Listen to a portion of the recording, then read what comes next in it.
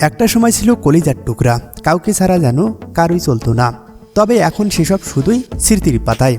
বন্ধুত্বের ফাটল এখন প্রকাশ্যে দৈরত। আর ভারত বিশ্বকাপের আগে পরে যা হলো তাতে তীব্র হয়েছে আরও প্রতিদ্বন্দ্বিতা। এবার দেখা যাবে মাঠের লড়াই। মুখোমুখি হচ্ছে সাকিব তামিম। সাকিব তামিম একসাথে খেলেন না অনেক দিন ধরে। শেষবার যখন দেখা গিয়েছিল তখন এক দলে খেলেছিলেন, তাও আবার একসাথেই। অনেকদিন পর আবার দেখা হচ্ছে দুজনের, তবে দুজনকেই প্রতিদ্বন্দ্বী হিসাবে। বিপিএলের দশম আসরে নিজেদের দলের হয়ে মুখোমুখি হচ্ছে সাকিব তামিম। বিপিএলের দশম আসরে নিজেদের প্রথম ম্যাচে আজ মাঠে নামছে রংপুর রাইডার্স এবং ফরচুন বরিশাল। শিরোপা প্রত্যাশী দুই দলের তারকা সাকিব তামিম। দুই দলের ব্যানারেই দুই তারকার লড়াই রোমাঞ্চ ছড়াচ্ছে ক্রিকেট পাড়ায়।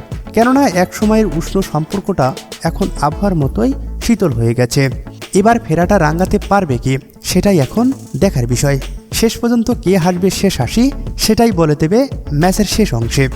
সাকিব নাকি তামিম হাসবেন, সেটাই দেখতে মুখিয়ে থাকছে দর্শক সমর্থকরা।